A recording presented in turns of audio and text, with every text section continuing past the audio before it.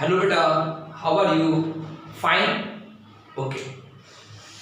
सो बेटा, हमारा कौन सा चैप्टर चल रहा था बेटा? Chapter number 2, structure of atom. और हमने इसमें लास्ट टॉपिक क्या पढ़ा था? Photo electric effect. क्या था?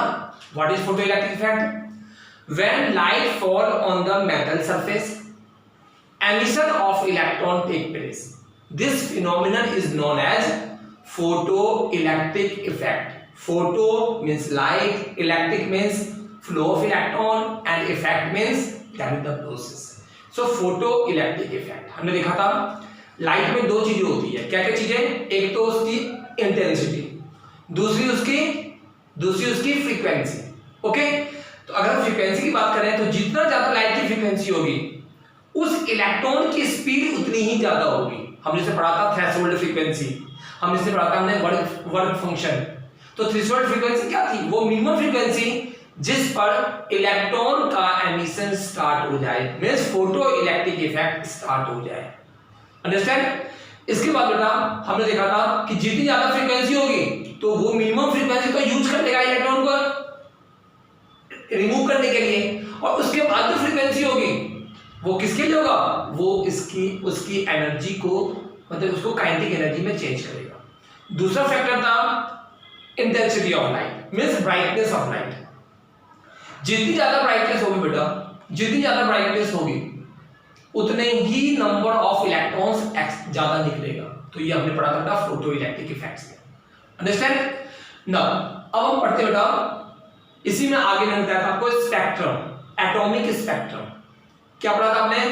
When a white light is passed into prism, these white light split into 7 colors. That is Vivigure. Okay? ये उनके वेवलेंथ, उनके फ्रीक्वेंसी से अरेंज। ओके, सो Vivigure. Now ये आपने देखा होगा वायलेट इंडिगो में मर्ज होती है, इंडिगो ऑरेंज में मर्ज होती है। तो क्या होगी? एक दूसरे के मर्ज होती है। जब बेटा मर्ज होगी तो क्या होगा? जब ये मर्ज होगी बेटा तो आप इसमें देखोगे कि एक के बाद एक, मतलब तुरंत वायलेट के बाद क्या आती है? इंडिगो, इंडिगो के बाद क्या आती है? ऑरेंज, ऑरेंज के बाद क्या आती है? तो क्या होगा? ये एक दूसरे से मर्ज होती है बेटा, इसलिए इनको क्या बोलते हैं लोग? Continuous spectrum. ओके, नाउ अब ये इसको हम एटॉमिक स्पेक्ट्रम क्यों कहते हैं? ध्यान से सुनना बेटा। कोई भी चीज, जैसे आप है, आपको यदि एनर्जी मिलेगी कहीं से तो क्या होगा? आप उसको कुछ ना कुछ एक्टिविटी में वर्क करोगे। सिंपल सी बात है। अगर सपोज करो आपको सुबह नाश्ता नहीं मिला तो क्या होगा? पूरे दिन कुछ काम नहीं कर सकते आप। और अगर सुबह आपको बहुत अच्छा नाश्ता मिला है, बहुत हैवी नाश्ता, बहुत एनर्जेटिक अगर आपको ब्रेकफास्ट मिला है तो क्या होगा? आप उसको अदर एक्टिविटी में कहीं ना कहीं उसको यूज करोगे। होता है नॉर्मल लाइफ में भी होती है, हम उसको कहीं ना कहीं यूज करेंगे। इट मींस क्या होगा? आप उस एनर्जी को कहीं ना कहीं रेडिएट करोगे, निकालोगे। सेम एटम में भी अगर एटम को एनर्जी मिले, ज्यादातर एटम को एनर्जी में हीट के फॉर्म में देते हैं या किसी फॉर्म में एनर्जी मिले एटम को, तो क्या होगा? जब एटम को एनर्जी मिलेगी तो क्या होगा? वो एटम एनर्जी को रेडिएट कर, वो एटम कुछ रेडिएशन एमिट करती है और उसे हम क्या बोलते हैं? इलेक्ट्रोमैग्नेटिक रेडिएशन एमिट करती है।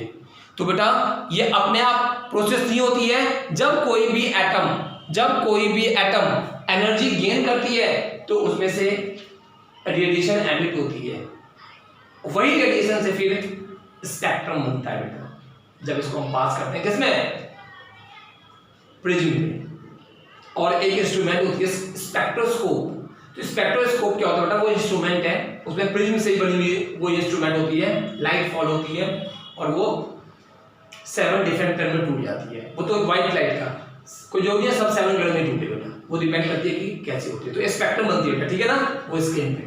सो आपने देखा था यहां तक। इसका मतलब क्या हुआ कि कोई भी एटम यदि एनर्जी गेन करेगा तो क्या होगा? कोई भी एटम यदि एनर्जी गेन करेगा बेटा तो क्या होगा? वो रेडिएशन को एमिट करेगा। ओके, नाउ स्पेक्ट्रम अब देखते हैं। मैंने बताया था आपको लास्ट टॉपिक था हमारा types of spectrum. Spectrum are mainly 2 types. कौन कौन सी बेटा? Emission spectrum and absorption spectrum. अब ये एमिशन स्पेक्ट्रम क्या है बेटा? तो एमिशन स्पेक्ट्रम क्या है? आपने देखा होगा कि जब किसी सोर्स ऑफ लाइट से जैसे आपने किसी चीज को जलाया, बर्न किया तो क्या होगा, वहां से लाइट निकली, या जैसे आपने इलेक्ट्रिसिटी को ऑन किया, बल्ब जलना स्टार्ट हो गया, तो क्या हो गया, वहां से लाइट एमिट होना स्टार्ट हो गया। इट मींस क्या हो गया, किसी सोर्स ऑफ लाइट से अगर एनर्जी निकले, जैसे सन से जो एनर्जी आ रही है, जो लाइट आ रही है, जो रेडिएशन आ रही है, जो सन से जो रेडिएशन आ रही है, क्या हो गया, सन सोर्स हो गया। तो अगर किसी बॉडी से डायरेक्ट रेडिएशन एमिट हो तो उसे क्या बोलते हैं हम लोग, उस स्पेक्ट्रम, उससे जो स्पेक्ट्रम बनती है, that is called emission spectrum, that is called emission spectrum. Understand बेटा, तो उसे बोलते हैं एमिशन स्पेक्ट्रम। और यदि उसी स्पेक्ट्रम को किसी सॉल्यूशन में हम पास करें, जैसे मान लो बेटा ये सोर्स ऑफ लाइट है, यहां से रेज कर लिए, लाइट कर लिए, इस लाइट को हमने पेज पे पास किया, और ये लाइट डिफरेंट कलर में यदि स्प्लिट हो जाए, दैट प्रोसेस कॉल्ड डिस्पर्सन। इसे हम क्या बोलते हैं, डिस्पर्सन। पता होगा आपको, this process is known as dispersion. So और ये मैंने बताया ना, कंटीन्यूअस होती है, विवग्योर कंटीन्यूअस होती है बेटा, इस चीज को हम कंटीन्यूअस स्पेक्ट्रम भी बोलते हैं। ओके, सो ये क्या हो गया, सोर्स ऑफ लाइट से, ये सोर्स है, यहां से रेडिएशन निकला, मैं बता चुका हूं रेडिएशन क्यों निकलती है, अपने आप नहीं निकलती है, वो जब वो एटम और मॉलिक्यूल एनर्जी गेन करती है तब वो रेडिएशन एमिट करती है, वो मॉलिक्यूल एटम रेडिएशन एमिट करती है बेटा, किस फॉर्म में, in the form of EMR, electromagnetic radiation. Understand. So source of light fall हुई, स्प्लिट हुई, स्पेक्ट्रम बना। ये स्पेक्ट्रम बेटा ये स्क्रीन पे बनती है, स्क्रीन पे दिखती है, व्हाइट स्क्रीन होती है, व्हाइट पे आपको सब कलर दिखेंगे। ओके, सो क्या हो गया, अगर डायरेक्ट यदि सोर्स से लाइट एमिट हो और उससे जो स्पेक्ट्रम बने, सोर्स से लाइट एमिट हो और उससे जो हम प्रिज्म पे पास कर रहे हैं और स्पेक्ट्रम बने, that is called emission spectrum. और एब्जॉर्प्शन स्पेक्ट्रम क्या होता है बेटा, अगर हम पहले इसी सोर्स ऑफ लाइट को, जो यहां से ये लाइट निकली, और पहले इसको हम किसी सॉल्यूशन में पास करते हैं, इसके बाद इस सॉल्यूशन से पास करके फिर इसको हम स्पेक्ट्रोस्कोप प्रिज्म पे पास करते हैं, तो बेटा क्या होगा, ध्यान देना, इसको ध्यान देना बेटा, मैं क्या बोल रहा हूं, जब इसको प्रिज्म पे पास करेंगे तो हो सकता है कि कुछ कलर के लाइट को, ये जो सॉल्यूशन है, कुछ कलर के लाइट को ये सॉल्यूशन एब्जॉर्ब कर ले। जब ये एब्जॉर्ब कर लेगा बेटा तो क्या होगा, तो ये यहां पे इस स्क्रीन पे नहीं दिखेगी, इस स्क्रीन से क्या होगी, वो उस स्क्रीन पे नहीं आएगी। और जैसे मान लो यहां से एक कलर एमिट हो गया, ये कलर एमिट हो गया, नहीं आ रहा है, तो यहां पे क्या होगा, यहां पे डार्क स्पेस क्रिएट हो जाएगी, डार्क स्पेस मतलब बैंड टाइप की जो चीज नहीं दिखेगी, क्या होगा बेटा, वो बैंड टाइप की वहां पे क्रिएट हो जाएगी, वो बैंड टाइप की वहां पे क्रिएट हो जाएगी, जिसे हम क्या बोलते हैं बेटा, absorption spectrum. Spectrum word use करते हैं बेटा हम लोग किसके लिए, जब एक से ज्यादा यदि उसमें स्पेक्ट्रम बन रहे हैं, स्पेक्ट्रम कहते हैं वन के लिए, स्पेक्ट्रम मतलब मैनी के लिए। सो बेटा that is called absorption spectrum, absorption spectrum, and this one is called emission spectrum.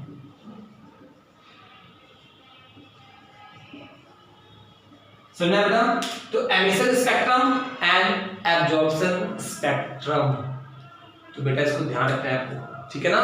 So absorption spectrum and emission spectrum समझ आ गया, ओके, इसको ध्यान देना बेटा। नाउ मैं इस चैप्टर के नोट्स में आप लोगों को भेज दूंगा, उस नोट्स में इसकी पूरी डेफिनेशन लिखी हुई है, पूरी डेफिनेशन लिखेंगे तो टाइम लगेगा हमें।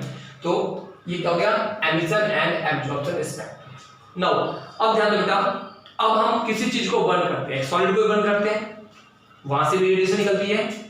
हम एक गैस से, जो हाइड्रोजन गैस है उसको भी बर्न करते हैं, हम मीथेन है उसको भी बर्न करते हैं, हम एलपीजी है उसको भी बर्न करते हैं।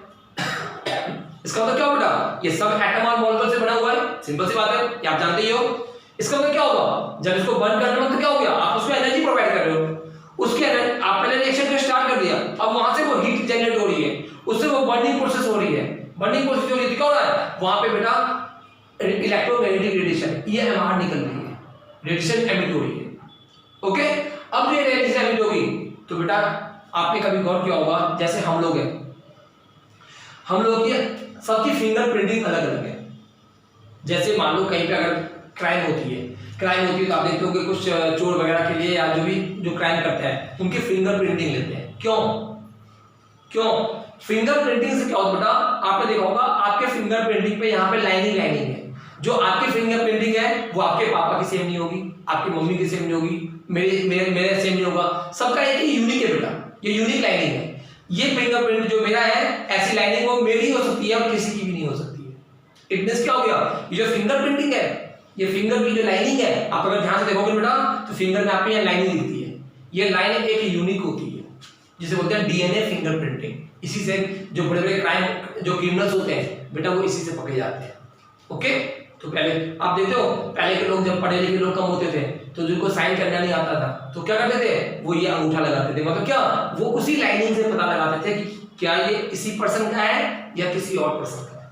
तो वैसे बेटा सेम यहाँ पे भी क्या होता है, इसमें भी अलग। अब जैसे देखो अभी जब व्हाइट लाइन को पास किया था तो वेवगाइड बना था, कंटीन्यूअस स्पेक्ट्रम बना था। ओके, कंटीन्यूअस स्पेक्ट्रम बना था, तो आपने देखा था कि कंटीन्यूअस स्पेक्ट्रम बना था जिसे बोलते हैं हम लोग एमिशन स्पेक्ट्रम, जिसे क्या बोलते हैं हम लोग एमिशन स्पेक्ट्रम। कंटीन्यूअस स्पेक्ट्रम बना था, अगर डायरेक्ट बना था, डायरेक्ट अगर हमने डायरेक्ट प्लेन पे पास किया था उससे जो स्पेक्ट्रम बनी थी तो एमिशन स्पेक्ट्रम। अगर हमने वो जो स्पेक्ट्रम बनी उसके बाद हमने किसी सॉल्यूशन में पास किया उसके बाद स्पेक्ट्रम बनी तो that is called absorption spectrum. मतलब उसने क्या किया, उस सॉल्यूशन ने क्या किया बेटा, वो जो कलर है उसको उसने एब्जॉर्ब कर लिया।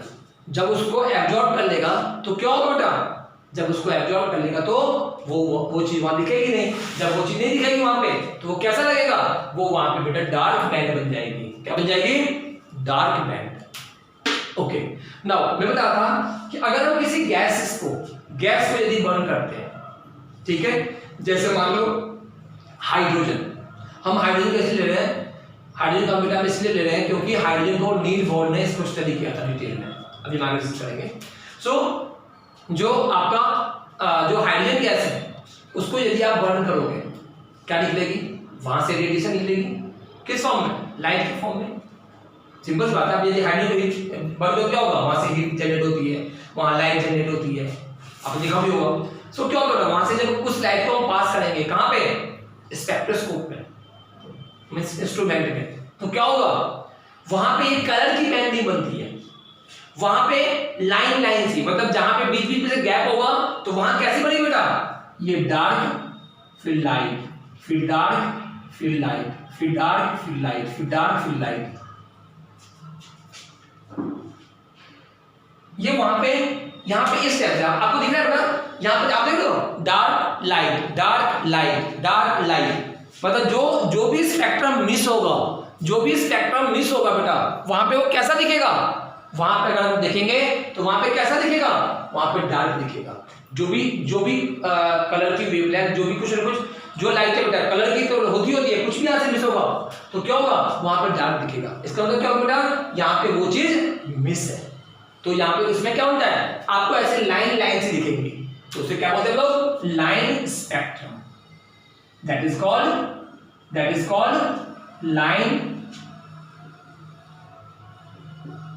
Line spectrum.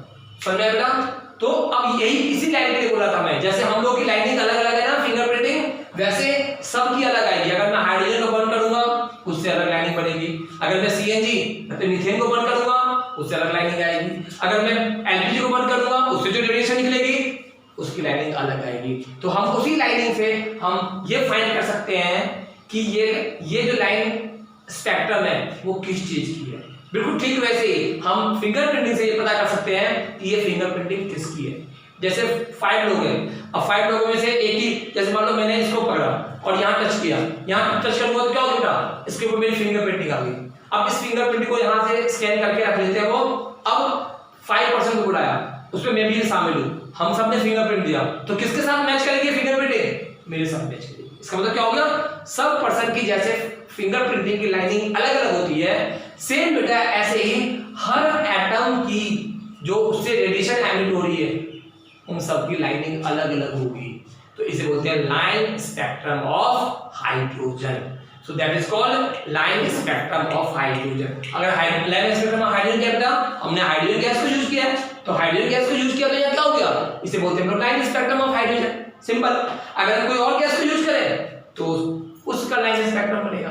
तो बेटा यहाँ पे क्या हो गया, that is the line spectrum of hydrogen, क्योंकि हाइड्रोजन बोर्न ने सबसे पहले देखा था बेटा, ये किया था, इसके ऊपर स्टडी किया था। लेकिन जो सबसे पहले दिखा वो बाल्मर सीरीज थी। इनमें क्या होता है बेटा, ये एक सीरीज बन जाती है, एक लाइन की सीरीज बन जाती है। तो सब वो जिस साइंटिस्ट ने अपना अलग अलग सीरीज डिस्कवर किया उसने उसको अपना नाम दिया, तो that is called line spectrum.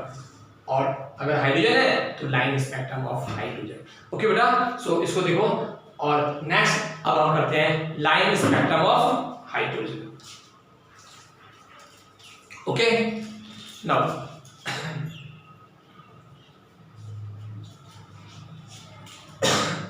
Dark कैसे बनेगी बेटा, जिस वेवलेंथ की लाइट मिस होगी वहां पे वो डार्क बन जाएगा। जिस वेवलेंथ की लाइट यहां मिस होगी बेटा वो कैसा हो जाएगा, वो वहां पे डार्क बन जाएगा। ओके, तो next line spectrum of hydrogen. Line spectrum of hydrogen.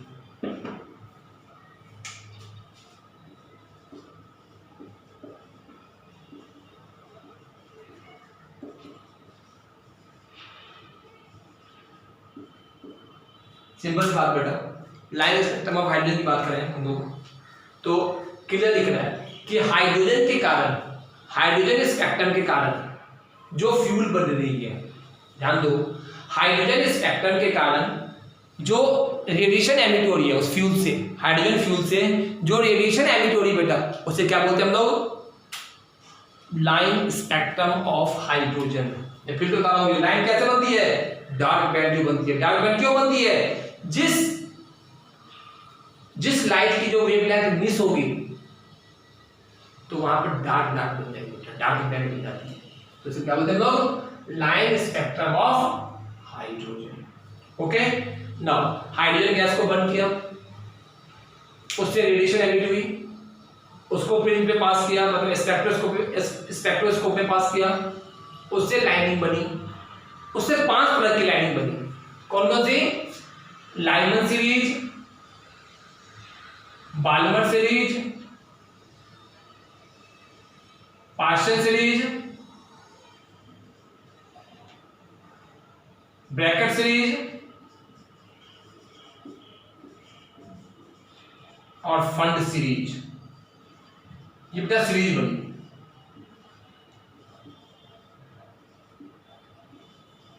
अब ये सीरीज बनी कैसे,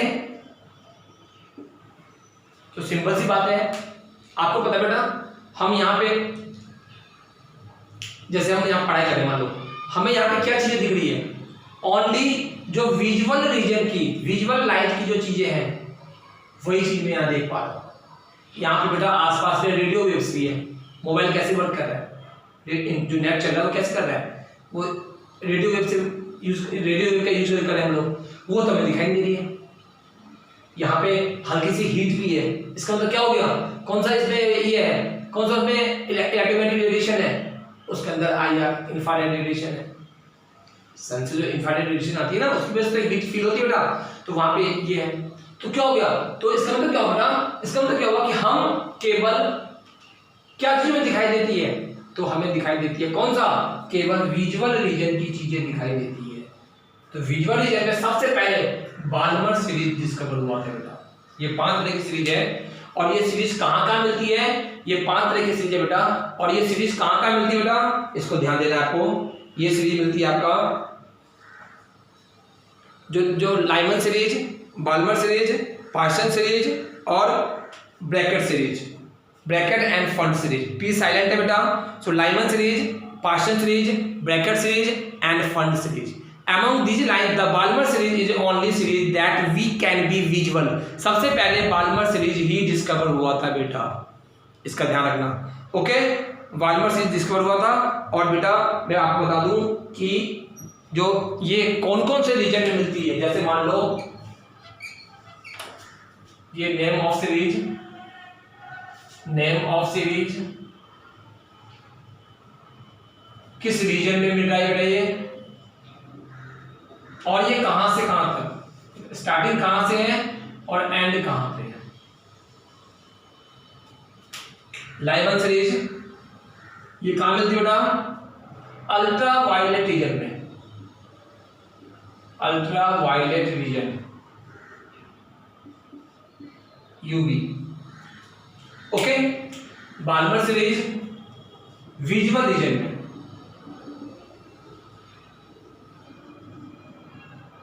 okay.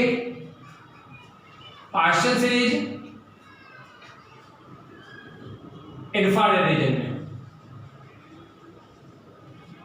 Bracket series infrared region में, फंड इंफ्रारेड या फार इंफ्रारेड भी बोल सकते हैं। अब ध्यान दो बेटा, कौन कौन सी सीरीज कहां कहां मिलती है, ये सब मिलती कहां, मतलब मिलती तो होती तो है ही, लेकिन हमें दिखती कहां कहां है। क्योंकि देखो सबसे पहले एक साइंटिस्ट था रेडबर्ग ने इसके ऊपर एक फॉर्मूला दिया था।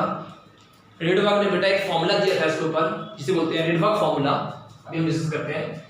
तो सबसे पहले डिस्कवर कौन सा होगा इनमें से, आप अगर देख के बता सकते हो, सबसे पहला डिस्कवर कौन सा हुआ होगा, विजुअल रीजन। क्यों बेटा, क्योंकि विजुअल रीजन जो है उसको हम देख सकते हैं, और जिसको हम देख सकते हैं उसको फाइंड करना बहुत इजी होता है बेटा, जिसको हम देख सकते हैं उसको फाइंड करना बहुत इजी होता है। तो सबसे पहले हम विजुअल रीजन को देख सकते हैं बेटा, और इसमें हम बाल्मर सीरीज कहाँ मिलती है, विजुअल रीजन में मिलती है बेटा। तो बाल्मर सीरीज को हम लोग देख सकते हैं। ओके, नाउ नेक्स्ट जैसे बता रहा हूं आपको N1 N2, ये आपका N1 जो लाइमर सीरीज है 1 से स्टार्ट होती है, और N2 कहां से बेटा, N2 आपका N1 प्लस 1 से लेके और इनफाइनाइट तक। सो अगर ये 1 से स्टार्ट है तो क्या हो जाएगा, ये 2 3 4 ऐसे। सो बाल्मर सीरीज कहां से स्टार्ट होती है, 2 से, इसका N2 क्या होगा 3 4 5 इस टाइप से।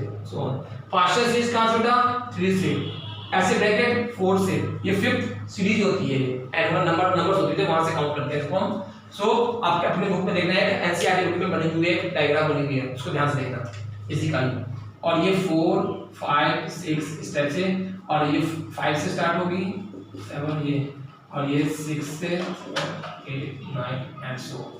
इसका मतलब क्या होगा, इसका मतलब इसको थोड़ा सा ध्यान देना आपको, ये जो सीरीज आपको मिलती है इसके अंदर, जैसे लाइन स्पेक्ट्रम ऑफ हाइड्रोजन का स्टडी किया गया, तो इसमें 5 सीरीज बनती है। कौन कौन सी, Lyman, Balmer, Paschen, Brackett, Pfund series. P silent होता है बेटा, फंड बोलते हैं इसको। स्पेक्ट्रो पता है आपको, the study of spectrum is called spectroscopy. तो स्पेक्ट्रोस्कोपी का एक अलग ब्रांच है साइंस की। सो लाइमन सीरीज मिलती है यूवी रीजन में, कहां से स्टार्ट होती है, 1 से लेके 2 3 4। बाल्मर सीरीज मिलती है विजुअल रीजन में, कहां से स्टार्ट होती है, 2 से, और ये 3 4 5। तो रेडबर्ग ने एक फॉर्मूला दिया बेटा, उसने क्या फॉर्मूला दिया, वेव नंबर निकालने का, नंबर ऑफ लाइंस निकालने का इसने फॉर्मूला दिया।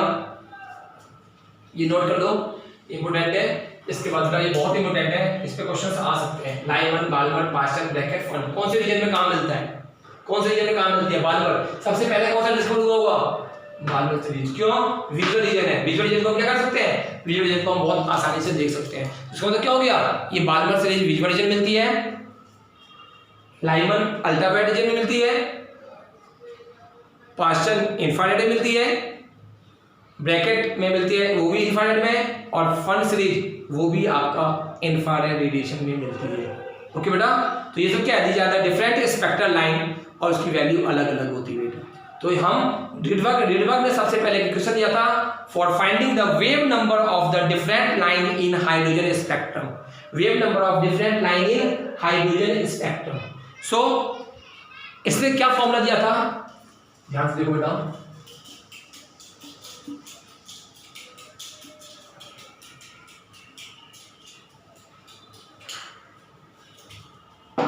इससे वेव नंबर निकालने का, वेव नंबर को किस नोट करते हैं 1/लैम्डा से। बताइए आपको, मैंने बताया था आपको पीछे फॉर्मूला क्या होता है 109,677 into 1/n1 का स्क्वायर माइनस 1/n2 का स्क्वायर। सबसे पहले विजुअल रीजन डिस्कवर हुआ था, तो विजुअल रीजन कहां से स्टार्ट होती है बेटा? विजुअल रीजन आपका स्टार्ट होती है सेकंड से। तो सबसे पहले विजुअल रीजन डिस्कवर हुआ था बेटा, तो ये सेकंड से स्टार्ट होती है और इस फॉर्मूले को बोलते हैं हम लोग क्या? Rydberg formula. और जो आप देखते हो बेटा, ये जो यहाँ पे 109677 कौन सा? ये वाला, ये 109677 क्या चीज है ये? That is the Rydberg constant. 109677 per centimetre, इसकी यूनिट होती है per centimetre, that is the Rydberg constant. Rydberg constant. Okay, so बेटा रिडबर्ग ने दिया था फॉर्मूला 1/लैम्डा फॉर्मूला, तो फिर टर्म होता है और क्या होता है वेव नंबर निकालने formula, wave number equal to 109677 into 1/n1 का स्क्वायर माइनस 1/n2 का स्क्वायर। इसको बोर्ड ने इस फॉर्मूले को डिराइव किया था, अभी हम आगे डिस्कस करेंगे board model of hydrogen atom. तो बेटा ये फॉर्मूला नोट कर लो। और नेक्स्ट टॉपिक क्या है? Next topic is the Bohr model for hydrogen atom, that is the Bohr model for hydrogen atom. Bohr model for hydrogen atom.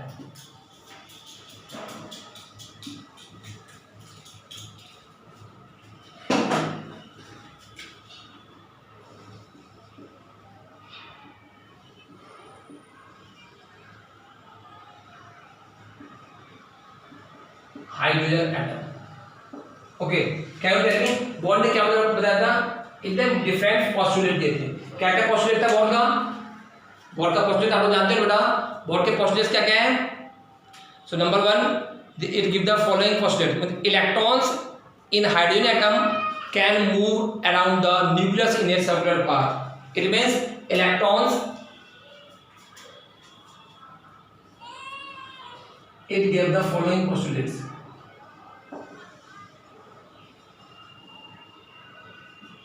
Following postulates क्या क्या?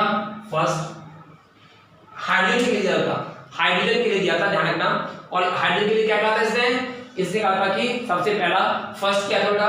Hydrogen के लिए दिया था इसने। और हाइड्रोजन के लिए क्या बोला था इसने बेटा? That is the first, the electrons in hydrogen atom move around a circular path. The electron in the hydrogen atom can move. Electron in hydrogen atom can move in a circular path. इस path का नाम क्या बताया उसने? That path is called orbit और shell. So path of fix क्या? Fix radius, उसकी radius fix होती है and energy. Path of fix radius and energy, उनकी वो फिक्स होगी और उनको उसने नाम दिया क्या? K shell, L shell, M shell, N shell, इस टाइप से उस सेल का उसने नाम दिया। अंडरस्टैंड? सो बेटा ठीक है ना, fix radius of energy. Okay, now second point क्या बेटा? अच्छा, इसी का नाम दिया, याद है? उसी सेल का नाम दिया फिक्स सेल कॉल्ड ऑर्बिट और सेल। ओके, और आपको बताऊं कि बेटा नेक्स्ट इसी में इसने क्या दिया?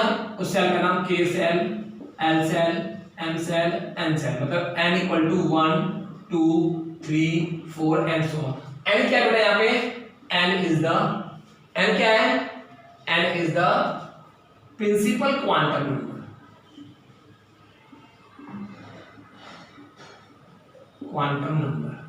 ओके, सो फर्स्ट क्या बेटा? फर्स्ट पॉइंट क्या है इसका? फर्स्ट पॉइंट इज द बेटा कि The electrons in hydrogen atom can move in a circular path of fixed energy and radius. These path, in path को हम क्या बोलते हैं बेटा? Orbit कहते हैं, और this path is called orbit or stationary state. Okay? Now, second बेटा, the energy of electron in orbit does not change. इनको बेटा इन orbits को बोलते हैं stationary state. Stationary state. Now, so first क्या होगा? First, the electrons in hydrogen atom can move in a circular path with a fixed radius and energy. That is called orbits. Orbits को हम stationary state भी बोल सकते हैं बेटा, और इसका नाम दिया जिसने किससे? 1 n1 equal to 1 2 3 4 इस टाइप से. Now second point बेटा, the energy of an electron in orbit does not change with time. The energy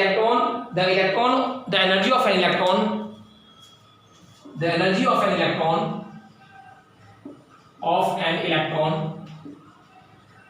does not change. The energy of an electron does not change with time. Change नहीं होती है. ये कब होगी? अगर electron की energy अपने आप चेंज नहीं होती है. अगर वो चेंज होगी तो क्या होगा? दो केस हो सकती है, या तो एनर्जी एब्जॉर्ब करेगी या एनर्जी इवॉल्व करेगी. It means if energy absorb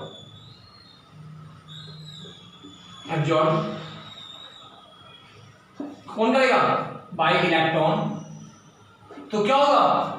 electron जब फ्रॉम, अगर एनर्जी एब्जॉर्ब करेगा तो क्या होगा? सिंपल सी बात है, यदि आप ही एनर्जी एब्जॉर्ब करो तो क्या होगा? वो एक लेवल से दूसरे लेवल पे चले जाओगे. मतलब क्या हो गया? Lower to high, lower to higher energy level. Okay.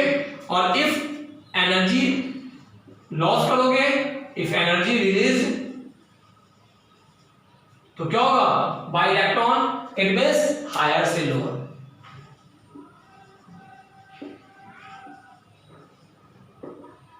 अब आप देखो ना, जब आप, सिंपल सी बात है, जैसे मान लो यहां ध्यान दो ना, ये पॉजिटिव चार्ज, ये फर्स्ट सेल, ये सेकंड सेल, ये थर्ड सेल, इलेक्ट्रॉन मान लो यहां पे. अगर ये इलेक्ट्रॉन एनर्जी गेन करेगा तो कहां जाएगा? लोअर से हायर पे. लोअर से हायर पे जाएगा तो क्या होगा? वो न्यूक्लियस से दूर जा रहा है. इट मींस इस केस में क्या होगा? इस केस में क्या होगा बेटा? Away from the nucleus. Means nucleus से अट्रैक्शन कम हो जाएगा. कब? जब वो एनर्जी को एब्जॉर्ब करेगा. जब वो एनर्जी को एब्जॉर्ब करेगा तो क्या होगा? वो अवे फ्रॉम द न्यूक्लियस. और यदि ये इलेक्ट्रॉन लूज करता है, निकालता है, ये लॉस करता है, तो एनर्जी अगर लॉस करेगा तो क्या होगा? अगर एनर्जी लॉस करेगा तो क्या होगा? तो वो हायर से लोअर में आ जाएगा. मतलब यहां से कहां जाएगा इलेक्ट्रॉन? इस केस में यहां पे आ जाएगा. और इस केस में यहां पे आएगा तो क्या हो गया? वो न्यूक्लियस के नजदीक चला गया. इट मींस वो क्या होगा बेटा? Towards the nucleus. मतलब अगर उस इलेक्ट्रॉन में एनर्जी कम हो गई तो वो कहां जाएगा? उसको न्यूक्लियस अपनी तरफ अट्रैक्ट कर लेगी बेटा. तो यही है. सेकंड क्या है? The energy of N electron in the orbit does not change with the time. Okay. Third, इसने रेडियस निकालने का फॉर्मूला दिया. The radius of orbits can be given by the equation. एक फॉर्मूला दिया, द रेडियस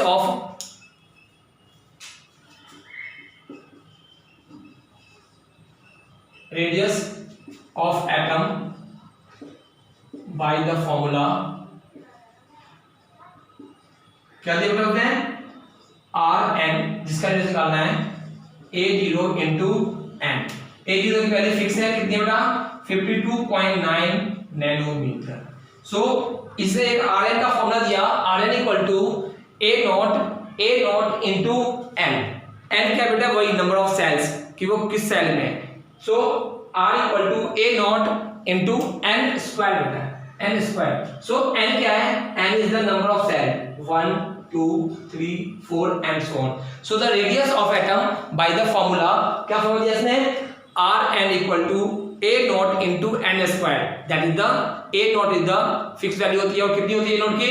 52.9 picometer. ऐसे दिया उसने electron energy के लिए, the energy of electron in orbit is given by the energy of N electron, the energy of N electron, the energy of N electron is given by, क्या दिया इसने formula दिया R H, क्या sorry E N equal to minus R H into 1/n square, minus R H into 1/n square, that is the formula of, that is the formula of क्या बेटा, that is the formula of energy. So बेटा this one is the formula of energy. So यहां से इन्होंने radius निकल गया इसका, r s की वैल्यू फिक्स होती है बेटा, कितनी हो गई r s value, -2.18 into 10⁻18 joule. यहाँ पे पुट कर देंगे 2.18 इंटू 10⁻18 अपॉन n स्क्वायर. बेटा ये अभी ये 4-5 क्वेश्चन है, इसको हम नेक्स्ट वीडियो में करेंगे हम लोग, आगे करते हैं नेक्स्ट वीडियो में बेटा. तो इसको आप लोग थोड़ा सा स्टडी कर लेना और इसको ध्यान देना, ठीक है. कुछ अब आपको होमवर्क क्या करना है इसके लिए, तो आज का होमवर्क बेटा आप इन नोट्स को अपने कॉपी में लिखोगे. तो complete the note in your notebook. सबसे पहला क्या होगा, ये आपको करना है complete note,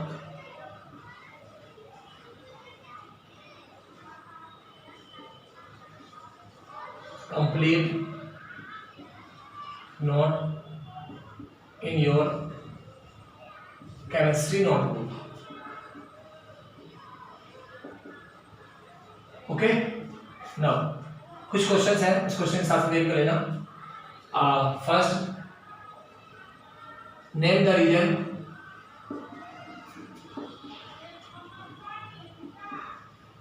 in which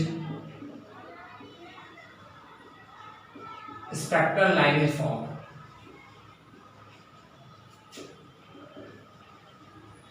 Is formed. कौन कौन सी स्पेक्ट्रल लाइन बेटा, तो देखो first Balmer, second Paschen, third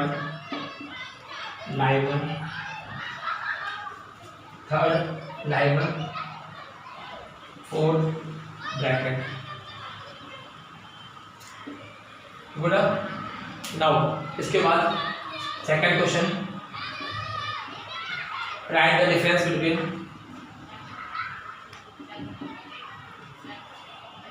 right the difference between absorption and emission spectrum.